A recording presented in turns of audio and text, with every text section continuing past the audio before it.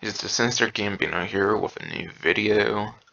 In this video, I will be talking about the Grand Theft Auto Community Update Rockstar Newswire from today, February 4th, 2022. And it includes updates to the contract, new details on Grand Theft Auto 5 for the PlayStation 5 and Xbox Series X and S, and more. But yeah. First paragraph here doesn't really necessarily talk about all that much important, aside for the kinda obvious, like, it's the third console generation that for some reason Grand Theft Auto 5 has to be re-released for like a second time now, with much more on the way in 2022, aka like new content kind of stuff. And there's a little bit worth talking about here with the contract, shortcuts to short trips and more. I don't really think this paragraph here had really been all that important, kind of just restate stuff with the contract DLC. But there's a couple interesting things for this little paragraph here. Ensure everyone can easily experience stuff on a short trips. Players will soon be able to access short trips directly from the jobs menu without completing the contract story missions. So that will be a very nice quality of life like change, like improvement kind of thing, be able to do the short trips now without having to complete the contract story missions. Not exactly sure why those were kind of tied to that in the first place. Maybe because you kind of get to the Record A studios and stuff during the like Dr. Dre missions and stuff, so maybe it was kind of like a sense of progression kind of thing. But yeah, definitely having them for the pause menu now will definitely be quite nice.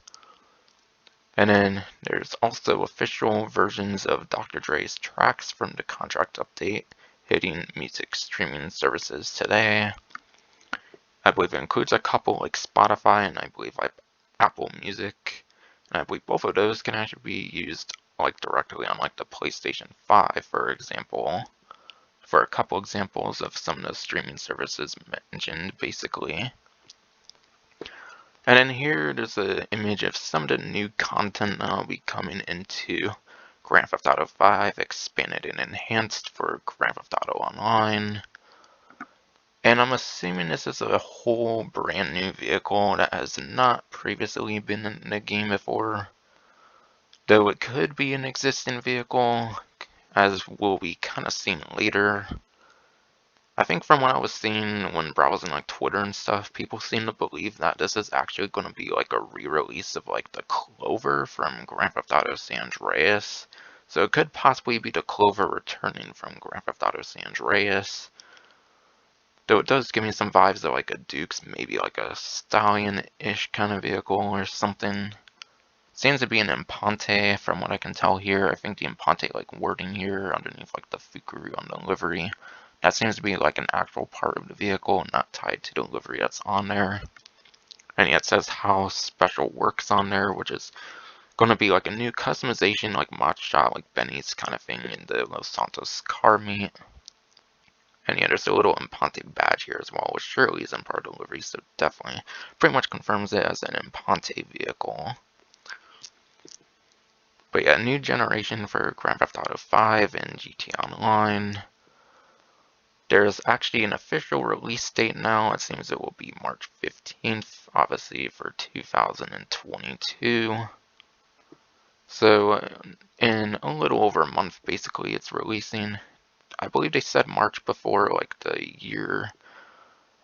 They said March the month with the year, obviously 2022, but now I believe the exact day. That's the first time the exact day is getting revealed. And yeah, they say the typical stuff of sincerely appreciating entire community support and whatnot, as the game now heads into an unprecedented third console generation. Yeah, pretty unprecedented, I feel. Second generation for Red Dead Redemption 2 Red Dead Online would have kind of been better, honestly. Because I honestly don't see too much of a point of this going on to 9th generation systems. Like, obviously, yeah, 7th generation barely had time with Grand Theft Auto 5 and on, because, like, the 8th gen systems are already out. However, it got a really good run already with the 8th generation systems. I feel like they should just let the game, like, stay how it is, but alright. But yeah, Grand Theft Auto 5 and GTA Online for PlayStation 5 and Xbox Series X and S features new graphics modes of up to 4K resolution. Pretty standard thing there, I imagine, for games today. Up to 60 frames per second, so I imagine that the game should like run a whole lot better and whatnot. I think that's kind of what that basically stands for and whatnot. Texture and draw distance upgrades. Draw distance, for example, I think is like how far you can like see with stuff like a sniper rifle and stuff like that. Basically like how far you can see the world and stuff like that, I believe. HDR options, whatever that is, and then ray tracing. Which I want to say ray tracing is like a realistic like lighting kind of thing or something like that. Could be wrong on that, but I think that's what ray tracing is. For some ideas for what people should know what to expect and whatnot, as well as offering the technical advancements of the latest console generation with faster loading times. Immersive 3D audio, platform-specific features like advanced haptic feedback, which I'm pretty sure that's a thing obviously on the PlayStation 5. I would imagine the adaptive triggers, I would imagine it would probably do something with that as well for the PlayStation 5, for example, because obviously that's like the innovative controller between the 9th generation systems. Not really sure if there's much of a like Xbox Series kind of feature that I could think of that it could maybe take much advantage of. But yeah, a lot of that pretty much just sounds like the typical kind of stuff that games have nowadays. Doesn't necessarily sound like too much out of the ordinary, I would say. But yeah, PS4 and Xbox One players eager to continue their journey on the newest generation of hardware will be able to transfer both their Grand Theft Auto 5 story mode progression, which was actually not a thing when they did the 7th generation to 8th generation. So it's cool that they're letting people transfer over their story mode progression. Though at the same time, I also do worry, though, that means that they're not going to really do anything all that substantial for the story mode. Then again, that's probably why they're separating like the online kind of now from this like bottom paragraph here, which is nothing new. But yeah, 3 months basically. For 3 months, it will be free for PlayStation 5 as kind of like a platform, like exclusivity kind of deal-ish kind of thing. That's kind of the best way I can describe that, but yeah, they basically already mentioned that in like previous times they've talked about expanded and enhanced. But yeah, the fact you can transfer story mode stuff this time around, which you can do from 7th to 8th gen, does unfortunately suggest to me they're not really going to bother with the story mode. But who really knows? So I wouldn't really expect as much. Even though they name it like it's going to have more than the like enhanced version from 7th to 8th gen, I feel that the story mode side of things is going to be very lacking, unfortunately, this time around. And then, obviously, current GTA Online characters and progression to PS5 and Xbox Series X and S with a one-time migration at launch. Now, hopefully, they actually keep the like progression, like transfer, like system, which they got rid of for like the 7th to 8th generation. But yeah, with 7th and 8th generation, they did originally have like character transfers. But yeah, I think they did end up getting rid of it because I think the thing was with like the PS3 and Xbox 360 and stuff like that, I think they were like already like highly moddable essentially, so like people were able to get like a lot of illegitimate funds and stuff like that. As far as I know, that shouldn't be much of a thing with the PS4 and Xbox One, so I'm hopefully having high faith that they will keep the transfer thing longer than they kept it for the like PS3 to PS4 and like the Xbox 360 to Xbox One, vice versa and whatnot. So hopefully for sure the character transfer doesn't just randomly go away out of nowhere because Rockstar can't fix like the monetary issues in the game with like modding and stuff. And yeah, it seems it's going to be a console only like transfer process obviously, because if they allowed like PC characters to transfer for some reason, that'd probably like break the transferring system, and they probably obviously wouldn't want that, so that's probably why it's console only. And here again, kind of shows more with the how like special works and whatnot. One vehicle that I think for sure seems to be in this batch of 4 down here seems to be the Pfister Astron from the latest contract DLC. So it seems the Pfister Astron will probably be able to get some new like engine upgrades and whatever like other stuff like that these house special work vehicles can have. As for these other three, I don't really know if these are already in the game or if there are a couple of the like newer vehicles that will be releasing. And yeah, going back to the Clover here, I think this is technically going to count as one of the like newer vehicles, assuming it's the Clover, and that's what I've been hearing. People like speculate what it is and whatnot. But if a vehicle returns from a previous game and is getting to GTA 5 online for like the first time ever, I'm definitely assuming that definitely counts as a new vehicle, assuming it is truly the Clover again. But yeah, again, the Pfister Astron from the contract update, and then yeah, these three, not sure if they're currently in the game, that's going to be entirely new vehicles with entirely new upgrades. But yeah, essentially I'm assuming this is like a glorified like Benny's original Motorworks in a sense. But yeah, improvements to GTA Online. GTA Online for PS5 and Xbox Series also includes a range of improvements, including the ability to skip the GTAV Story Mode prologue. Are you serious though? People can't just play like the first half hour of the story mode, like, actually. That's kind of sad, but alright. But yeah, before entering online, and then an all-new GTA Online tutorial. New GTA Online players will now enter the career builder with instant access to a choice of one of 4 illicit businesses: biker, executive, nightclub owner, or gunrunner. And obviously, as far as people know, it could just be like the first like initial property you kind of need to be able to get started. So like, for example, biker could really be like the MC, like clubhouse, nothing with like the businesses necessarily. Though it does say 1 of 4 illicit businesses, so maybe they'll throw in like a document forgery, which I think is the worst of the biker businesses. It's not really a great biker business. And yeah, the sale missions aren't really that great with the bikers, so I don't really see that one being one of the better ones. Executive, I'm assuming if they were going to give you one of the businesses, it would probably be like the CEO, like special cargo, maybe like a small like warehouse or something like that.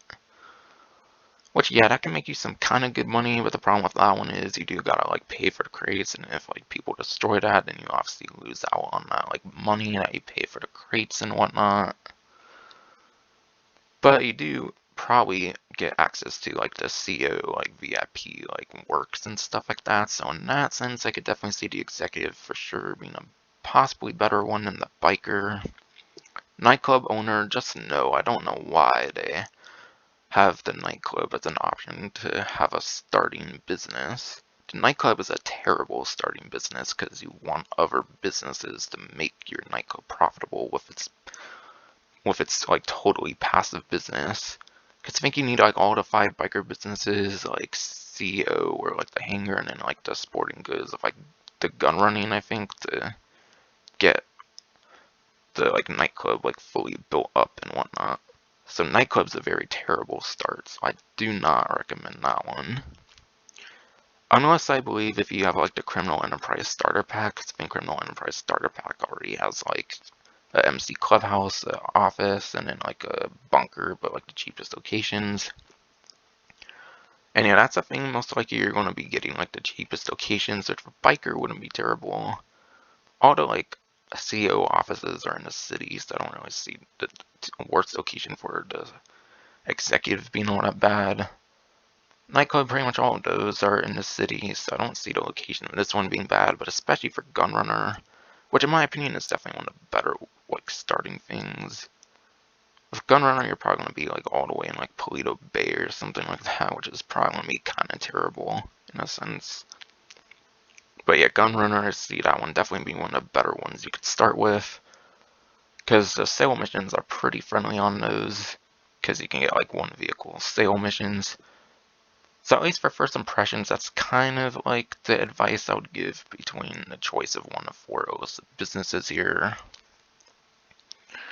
I would say biker and nightclub especially are the ones to avoid, with executive and gunrunner being the better couple in a sense.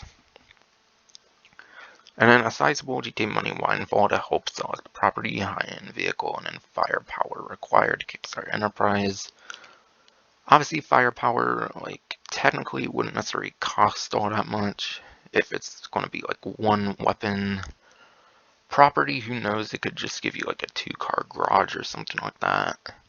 And then high-end vehicle, I think anything over like 100,000 you can't like sell at the Los Santos Customs, for example. So I imagine the high-end vehicle is probably like 100,000. So even though they say sizable, I would say at minimum expect like 200,000 maybe. And if they're generous, maybe like 500,000 or like 1,000,000 or something, I don't know. That's kind of going to be my assumptions there. And then returning players will also have the option to restart their character and take advantage of the career builder at any time. Now hopefully you can do that with like a second character, because that would be a fun use of the second characters for like returning players to also be able to take advantage of this new career builder. That would be kind of a fun thing for a second character. And PS5 and Xbox Series XS versions of GTA Online also include the new House Special Works Auto Shop, which of course was apparent with the like livery, for example, on this vehicle. But yeah, includes the new House Special Works Auto Shop located within the LS Car Meet, which will allow players to upgrade select vehicles. And at launch, there will be 5 new vehicles entirely that are entirely new to the series, or of course could be a vehicle from like San Andreas that's finally returning in Grand Theft Auto 5 Online. I imagine that counts as new as well if it returns from like a previous Grand Theft Auto game. And 5 existing vehicles, obviously that's going to be vehicles with like new upgrades that are already in the game for their like initial versions or whatever. And yeah, that's at launch, so since it says at launch, I imagine they're going to further expand on how Special works, either through like future DLCs or like through like Drip Feed or something. For elite driving performance that takes full advantage of upgraded power of new console hardware, very curious to see what that's all about. And then yeah, most interesting thing is it actually talks about the next entry of the Grand Theft Auto series with these last couple sections here. With the unprecedented longevity, they're definitely right on that. Because Red Dead Redemption 2 definitely deserves a 9th generation version, I would say, more than Grand Theft Auto 5 does, but okay, Rockstar. But yeah, with unprecedented longevity of Grand Theft Auto 5, we know many of you have been asking us about a new entry in the Grand Theft Auto series. With every new project we embark on, our goal is always to significantly move beyond what we have previously delivered, and we are pleased to confirm that active development for the next entry in the Grand Theft Auto series is well underway. We look forward to sharing more as soon as we are ready, so please stay tuned to the Rockstar Newswire for official details. So they officially confirmed, and it was definitely, in my opinion, not a shocking thing at all. Obviously, they would want to continue to like pretty much most successful series they have made. Grand Theft Auto 5 is pretty much their most successful game, as much as people do like to hate on it in certain ways and whatnot. But yeah, obviously they're pretty much mentioning that they've been working on it. Yeah, it's probably been being worked on obviously well before this like announcement here and whatnot. Well underway could mean some pretty good progression for all I know. Though I don't know, I could still see it being like a couple years out. I could see it being like a 2025 game or something like that for all I know. If I were to take a like somewhat realistic-ish assumption. And then yeah, on behalf of our entire team, we thank you for all your support and cannot wait to step into the future with you. And yeah, to have a little bit of fun with this section, a couple like settings I would possibly want to see. Obviously, the next one is probably going to be called Grand Theft Auto VI or Grand Theft Auto 6 in Roman numerals. Now, VI obviously could be like similar to Vice City. It would be cool to see Vice City in HD. Because between the traditional like cities that they do in the game, I think the only one that hasn't really made an appearance, obviously in the HD universe for like a full-on like city, would be Vice City. Or if my second like most wanted like setting would probably be like San Fierro. That would probably be cool to go back to, since they don't seem to probably be wanting to do that with like expanded and enhanced or something like that, assuming that would even be all that possible or anything. Las Venturas, in my opinion, would be pretty alright to go back to.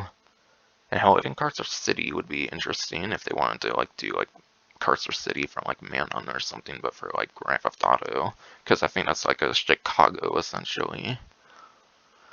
So that's a couple like interesting like settings I would kind of want to see for Grand Theft Auto 6. Maybe even North Yankton, but still I feel that one would be quite small, and plus that's already kind of established in Grand Theft Auto 5. So a couple of few cool settings I would want to see. And that's obviously the most I'm going to talk about that, because there's literally like next to no information on that, obviously. But yeah, I think that is finally going to be it for this video. Hope you enjoyed.